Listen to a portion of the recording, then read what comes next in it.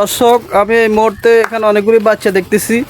আমি চিন্তা করছি এদের থেকে একটা ইন্টারভিউ নেব। আপনারা আসেন আমার সাথে। ভাই, তোমার নাম কি? জুনায়েদ হোসেন রিফাত। তোমাকে আমি একটা ইসলামিক প্রশ্ন করবো, তুমি কি উত্তর দিতে পারবা? জি। আচ্ছা, তুমি বলো তো আমাদের নবীজির নাম কি? হযরত মুহাম্মদ সাল্লাল্লাহু আলাইহি। মাশাআল্লাহ, তুমি এই প্রশ্ন জিতে গেছো, যার কারণে তোমাকে এই মুহূর্তে আমি একটা পুরস্কৃত করে দেওয়ার হাতে নাও। ওকে, আরেকজন পেয়ে গেছি আমরা। এখন আমি তোমাকে একটা প্রশ্ন করবো। ছোট ভাই, তুমি বলো তো অজুর ফরজ কয়টি? 4টি।